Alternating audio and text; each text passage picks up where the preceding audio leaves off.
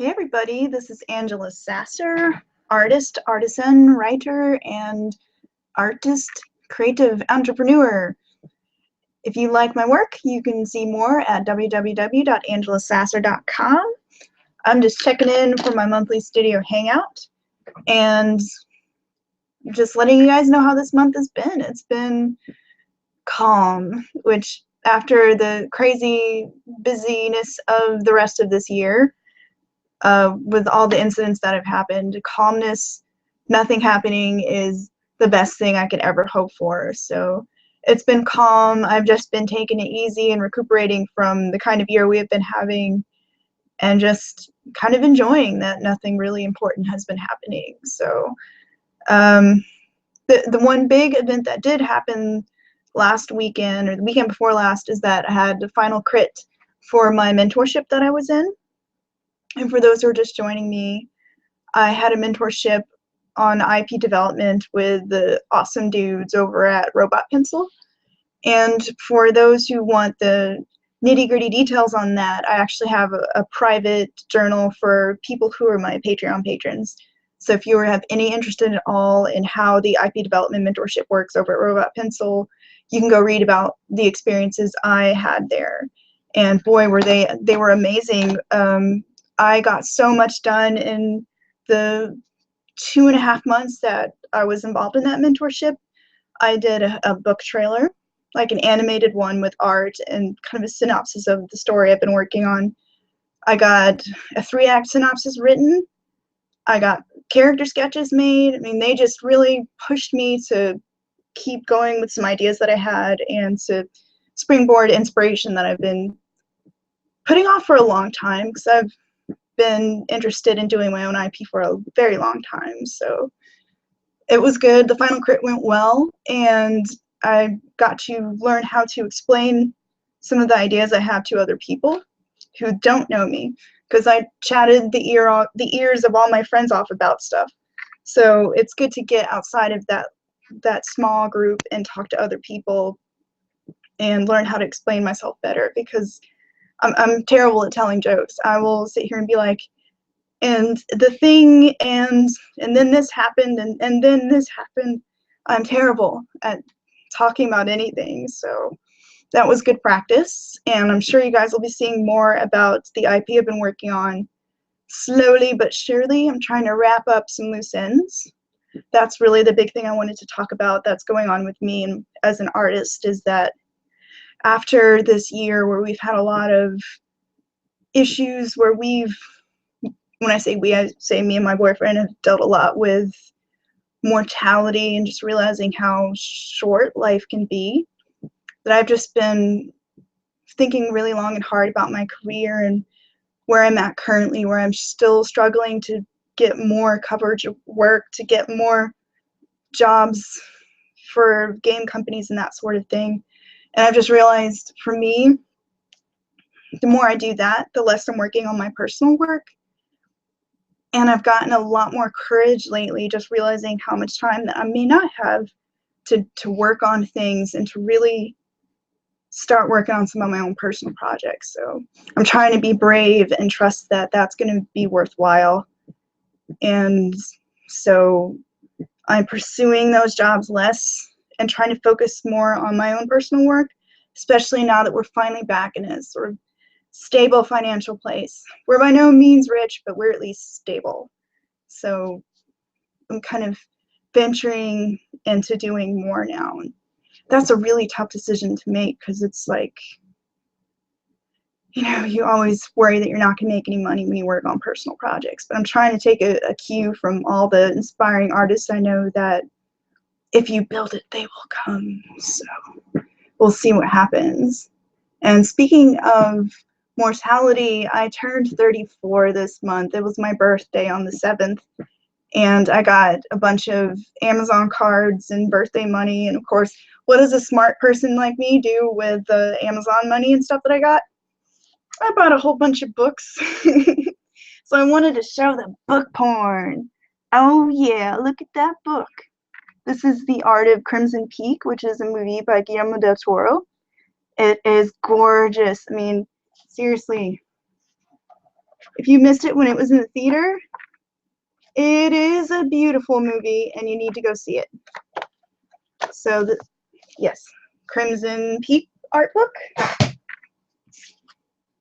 Satoshi Kon art book, which I love Satoshi's work. It's so weird and psychological and amazing. A book on signs and symbols. I figured that it would be good to have a resource to look through instead of scouring the internet looking for some place that's reputable. That I wanted something I can go right to when I'm thinking about a project and what to draw and whatnot. So, Signs and Symbols. This is by DK, which DK Publishing always has a lot of images and photographs, and they're very thorough most of the time. So, Signs and Symbols. Yes, I'm still going. I'm telling you, I went crazy with books. Indian and Oriental Armor. Since a lot of the fantasy work I'm working on is actually non-Western, this will be a good resource for me. And finally, one of my friends gifted me this, which is Guillermo del Toro's sketchbook. And I heard a story about this, but this is the sketchbook I'm thinking of. Guillermo del Toro actually lost this book in a taxi cab, and it was returned to him years later. So he actually published it in this form. I think that's this one, and that's pretty cool. So yeah, lots of cool books. I can't wait to read them over the holidays. I actually also got some on the Kindle, which there's a storytelling book by Ian McInnes, I believe. Then 2 other books that I wanted to get for world building purposes on the spice trade and the origin of pigments, because that's something that I've been really fascinated by. And there's so much you can learn from studying kind of off-the-wall things like that that can help you build a world, because pigments and gemstones in the kind of period that I'm trying to work in with my IP, it's more relevant to the kind of level of technology that I'm working with. So I think that learning how wealth is influenced by the origin of the trading spices and gems will give me a lot of cool story ideas. Oh, and I also got these awesome Raven fingerless writing gloves. So yep, lots of cool stuff for my birthday. I had a really cool one. I just sat around with a bunch of friends and riffed movies and drank. That's my kind of lame birthday. So, but it was not lame at all. It was actually really amazing. So thank you for all those who sent me well wishes for my birthday. We had a good one, or I had a good one.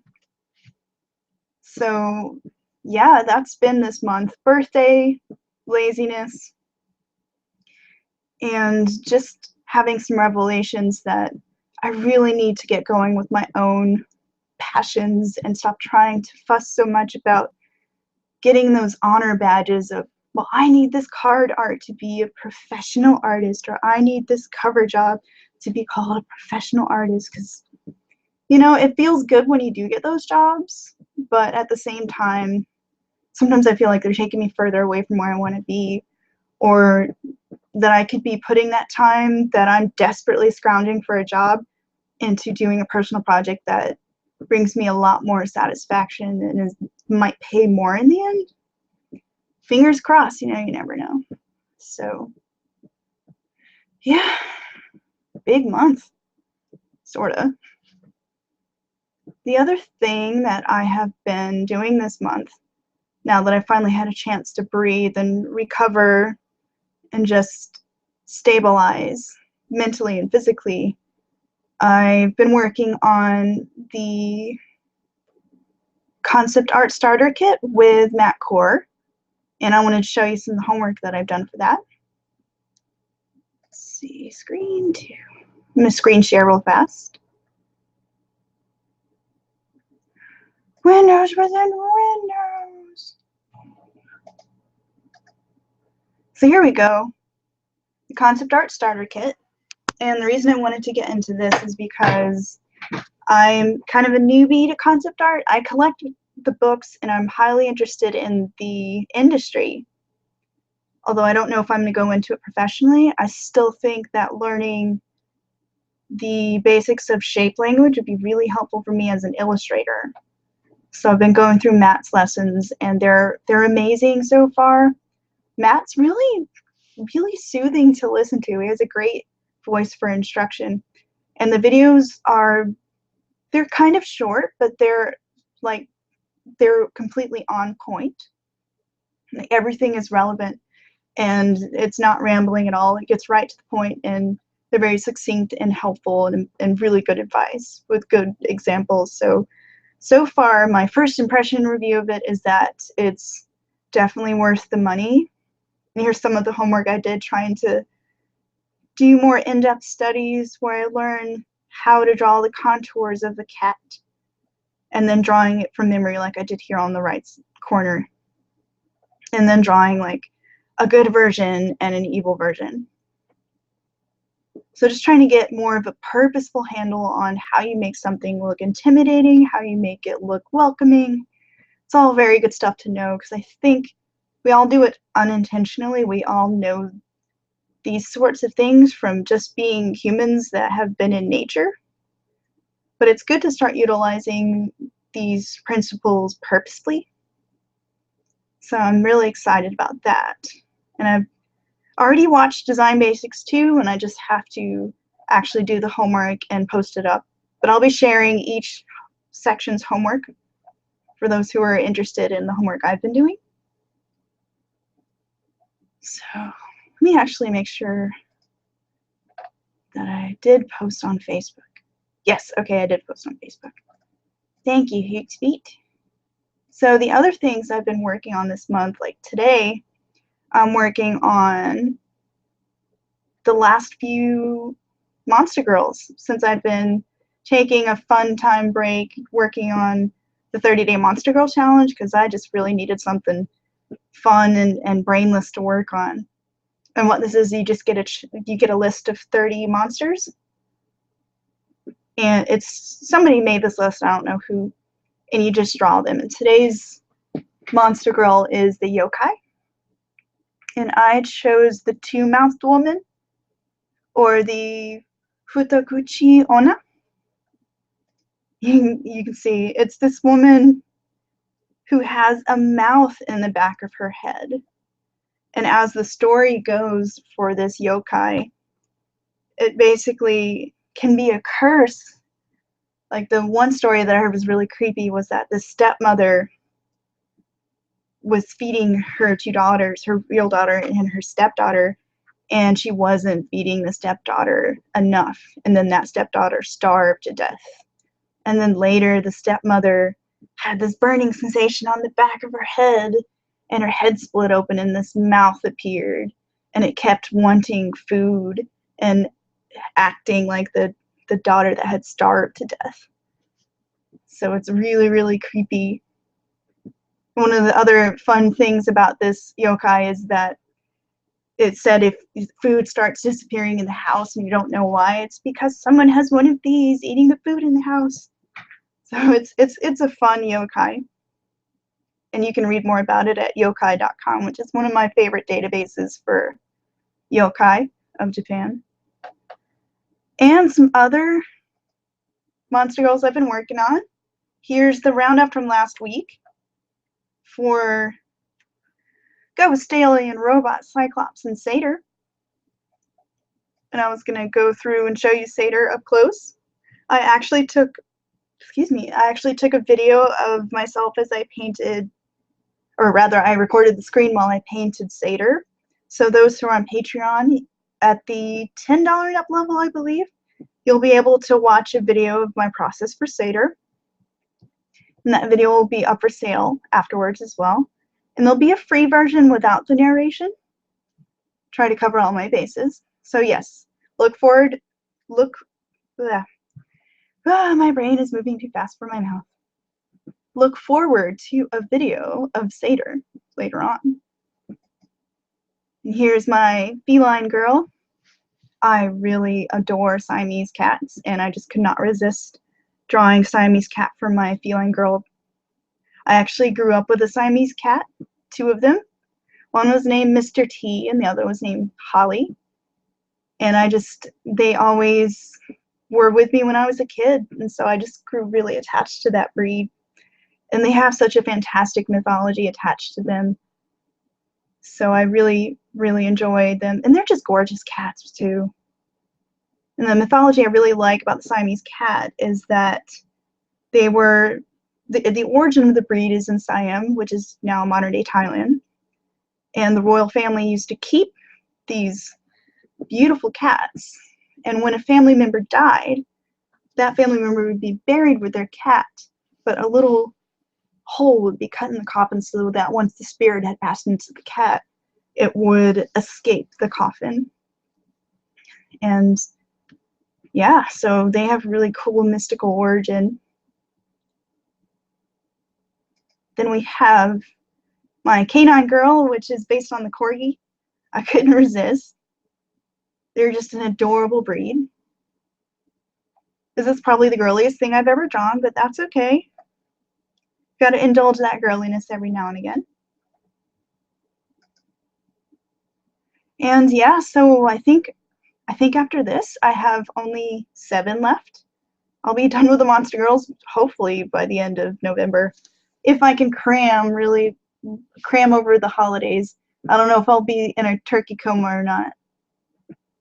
And then when I'm done, I am definitely going to see about putting them all together in a sketchbook or a coloring book for people to color, because I think these would be really fun to color. And I know that's getting big right now because it's so good for your coordination and for developing your brain and keeping it healthy. So coloring books might have to happen, except I'll have to go through and like draw leaves over some of the chibi boobs. So yeah, that's coming. I'm almost there. And then of course I have to work on my holiday image, which I want to do a candy theme this year, but that's as far as I've gotten.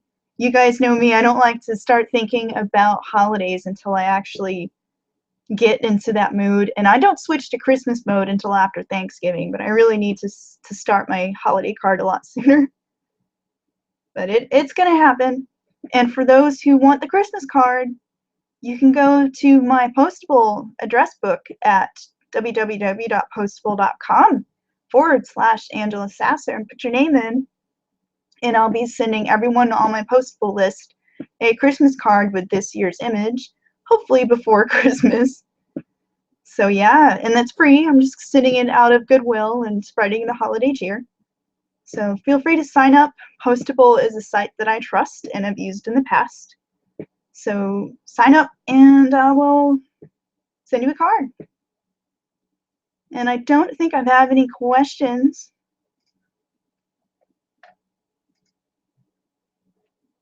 So let me check the Q&A. Are there any? No questions, so I guess my monthly piece of advice is for this month, since I didn't get any question, is just to think about, for those of you who do have a story you want to tell, think about how you're the only one who can tell that story. Let me switch back to my face. You are the only one who can tell that story. And just think about when you're older, like I'm 34, how many more years do I want to wait before I actually tell the stories that I want to tell? And think of that also about, think of it as a way to make your life remarkable, because we're all made of stories. So that's my soulful piece of advice for this month. And oh, at the end of every broadcast, I like to show everyone who won the Inspirations prompt sketch, because every month I have my Patreon patrons at the $5 and up level turn in a 2-keyword prompt, and I will show you what prompts won. Screen sharing again. So, Caitlin turned in Mysterious Depths, ended up drawing this nifty mermaid. Really, really love this picture. I might have to actually do something with this later, like a full-scale painting. I really love how that came out. And then Bronwyn's little one turned in Peppermint Monkey for October. Yeah, Mysterious Depths was for, actually one was the month before, and I needed to change the dates because I got behind a month. So that was me catching up on 2 months. And Peppermint Monkey was a really fun experiment in drawing cute, which is not something I've really been doing often. And I got to practice my peppermint for this year's Christmas cards, so thank you. That was a lot of fun. And I think that's all for today.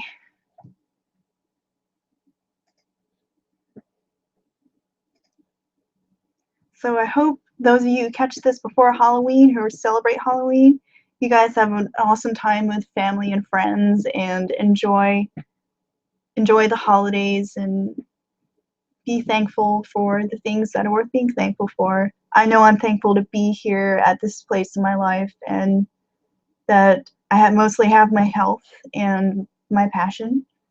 So yeah, and books. I'm thankful for books too. So yeah, I'll catch you guys later next month, and thanks for joining me. Catch you later.